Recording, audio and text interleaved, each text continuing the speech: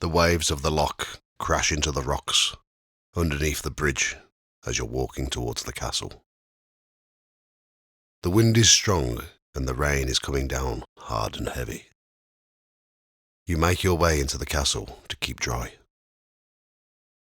You make your way towards the exhibition that shows many barrels of gunpowder when you notice a man dressed in period costume. He walks towards you and you quickly move out of the way. As quick as he appeared, he fades away in front of you. Welcome to Ghost Tales by the Fireside. I'm your host Clem Dalloway, and this episode is about the historic Eilean Donan castle, which not only has a few ghosts, but is also home to some amazing myths and legends. But first of all, I'd like to introduce you to another podcast. Ghost Haunted with Molly is a new podcast which I came across last week. I had a listen to a few episodes and loved the way Molly tells the stories, which include the history and general information about the area surrounding the supernatural tales, which fill in the gaps that many leave out. This is a no-frills podcast that gets straight to the point of the topic. Definitely worth a listen. Located in Kintail, in the Western Highlands of Scotland, and situated at the junction of three lochs, Loch Dweech, Loch Long and Loch Elsh, Eilean Donan Castle has seen many changes over the centuries, from expanding to cover the whole island to becoming a ruin for nearly 200 years. There are many myths and legends surrounding the island, and it is believed to be named after the Irish saint, Bishop Donan, who lived in the area around 580 AD, and that he was likely to have set up a small early Christian community during the 7th century. There is no archaeological evidence of a Christian settlement on the island, but there were findings of an Iron Age or early medieval fortification that may have been the remnants of a Pictish fort. Many churches around the area are dedicated to Saint Donan, so it is likely that he did settle in the area. There are two versions of the saint's death, one saying that he was burnt to death along with 150 followers by a Pictish queen, and another saying that he was attacked by pirates while saying Mass. He asked if he could finish Mass, and they let him. Once he had finished, they beheaded him. In an ancient Scottish myth, it was believed that if a baby had its first drink from the skull of a raven, they would have supernatural powers. There is a legend of how the castle of Eilean Donan came to be. It started with a clan chief in the 13th century who tried the ritual on his only son to prove that it didn't work, and that it was just an old superstition. Over a few years, the boy didn't show any supernatural traits until one day, when he was seen talking to a large conspiracy of ravens, as if they were having a full conversation. This started to happen more often over the years, which the chief wasn't pleased about, and it caused their relationship to start falling apart. One day, the chief noticed the sound of the ravens coming from the Great Hall. This time, it was deafeningly loud. When he approached the Great Hall, he again witnessed his son talking to the ravens. This time, he asked him what they were saying. The now young man told his father that he wouldn't be pleased if he told him, but his father convinced him to tell him. The ravens were telling him of a prophecy that the chief would wait on his son as a servant in the Great Hall when he returns as a successful gentleman. In anger, the chief told his son to get out of the castle, and it was time for him to make his own way in life. The young man took a boat to France and heard that the French royal court was overrun by a huge collection of sparrows. He offered his services to the king and asked the sparrows to move on, in which they did. The story of the young man quickly spread around the nobility and wealthy all over Europe, which in return made him very successful and extremely rich. One day he decided it was time to return to Scotland and to visit his father. When he entered his father's castle, the now old man didn't recognise his own son. The chief welcomed him in as a wealthy stranger and sat him down in the great hall and brought him wine and plenty of food, fulfilling the prophecy.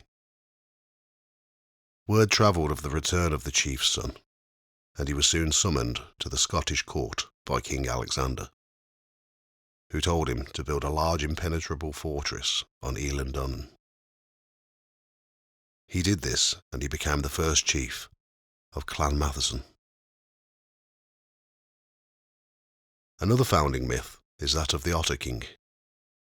Some historians believe that the island was nothing to do with Saint Donan, but the name came from the Gaelic word Cúdon, which translates to brown dog or otter. Legends say that when the Otter King dies, his white and pure silver coat was buried on Eilean Donan, and that's the spot where the keep of the castle was built. During the reign of Alexander II, between 1214 and 1249, the first castle was built on the small tidal island of Eilean Donan as a defence from the invading Vikings, who had been raiding and settling in northern Scotland for 400 years. It became the stronghold of the Clan Mackenzie and the allies, the Clan MacRae. It's believed that the Mackenzie clan sheltered Robert the Bruce in the winter of 1306 to 1307, and the castle had no other involvement in the wars of Scottish independence. In 1331, the word was sent to the castle that the Earl of Moray, Thomas Randolph, was going to visit the castle. In response, 50 criminals were gathered and executed, and their heads put on display around the castle walls, to the approval of the Earl. In 1719, 46 Spanish soldiers were garrisoned at the castle in support of the Jacobites.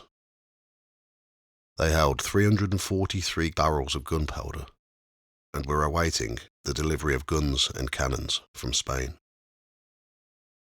The English heard of the planned uprising and sent 3 warships which were heavily armed: the Worcester, the Flamborough, and the Enterprise.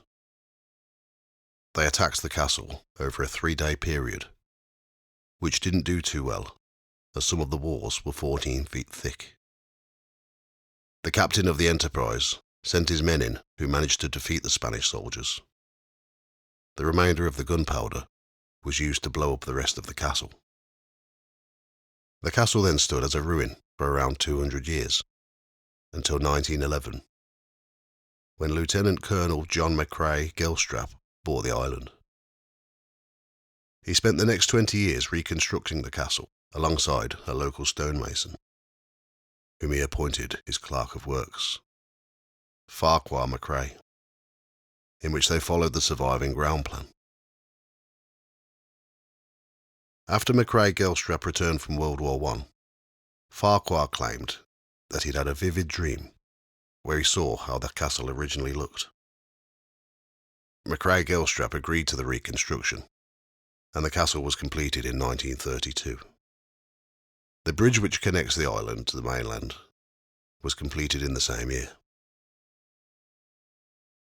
The castle has appeared in many films, including the 1986 film Highlander, that starred Christopher Lambert and Sean Connery. When the work started on rebuilding the castle, the ghost of a soldier was seen walking around, carrying his head under his arm. Many people have witnessed the apparition since, and they say that he looks like a Spanish soldier, maybe a victim from the 1719 invasion. He is mostly seen around the gift shop area and the area known as the Exhibition, which is where the gunpowder display is today. People have also said that they've heard footsteps in the area, but when investigated, there is no one there. An American visitor to the castle in 2015 walked into the gift shop to find a gift for his parents. When he picked up a book and started to read the synopsis, he noticed someone slowly walking past from the corner of his eye. He didn't take much notice and carried on reading. He decided to buy the book, so he walked up to the counter to make the purchase. As he handed the money over to the assistant, he noticed the person who was walking slowly again. This time he looked over properly and realized that it was someone dressed as a soldier in period costume. He then asked the assistant if there was a special event on that day, and the assistant replied saying no. He then asked why there was a man dressed as a soldier in period costume. The assistant said that no one was in period costume. Moments later, the visitor was walking away into the exhibition. The soldier appeared again. This time he was amongst other people. The visitor then shouted over to the shop assistant and pointed the soldier out. The shop assistant looked over and went white, as he could see the soldier too, just for a short moment before he disappeared. Gunshots, cannon fire and loud rumbling noises have been heard in the Great Hall and the billeting room. When the noises have been heard, the light has been seen swinging as if affected by the vibrations of the cannon fire. In the 1980s, a group of schoolchildren who were visiting the castle were in the Great Hall when they started to feel the room rumbling as if there was an earthquake.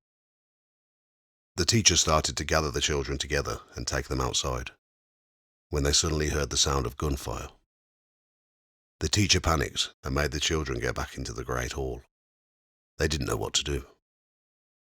Suddenly one of the guides calmed them down by explaining that it wasn't real gunfire. And so that they didn't scare the children, they told them that it was staff testing to see if the guns still worked. No one had fired any guns.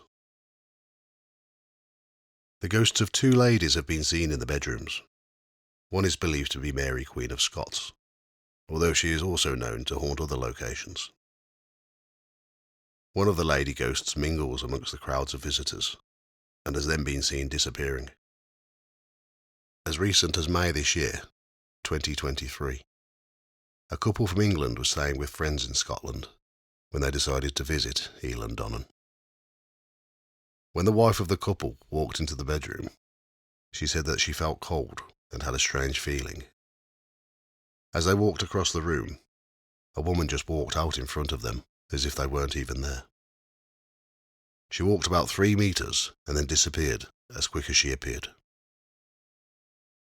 The wife of the couple suddenly felt warmth and more at ease, even though she was shocked. A world-famous legend that originates from Loch Dweech is that of the mythical Selkies, who are half seal and half human. They are able to leave the sea and take on the form of a human, female or male, in order to attract the young men or women by taking off their seal skin. But if they lose their skin, they are destined to spend the rest of their lives in human form on land. The legend tells of 3 fishermen who were brothers, who lived on the shore of the loch. After a long day of fishing, they returned to the shore when they met 3 beautiful women. The brothers quickly fell in love with them. So that the brothers could claim them as their wives, they stole their sealskins and hid them. The Selkies were distraught, and the youngest of the brothers gave the sealskin back to the one who he fell in love with, as he couldn't see her looking so sad. She rewarded him by visiting him every 9 days. Before escaping back into the loch, the second Selkie found her skin under the bed. But the oldest brother burnt the sealskin of his love, but in doing this, burned her alive. Thank you for listening to Ghost Tales by the Fireside, and you can find more information about the episodes on the website ghosttales.co.uk, and there's a Facebook page, Ghost Tales Podcast, and also on Instagram, @Ghost Tales Podcast. This podcast will be out monthly and is available on most podcast platforms. All music, research, writing, production, art and sound effects are all my own work.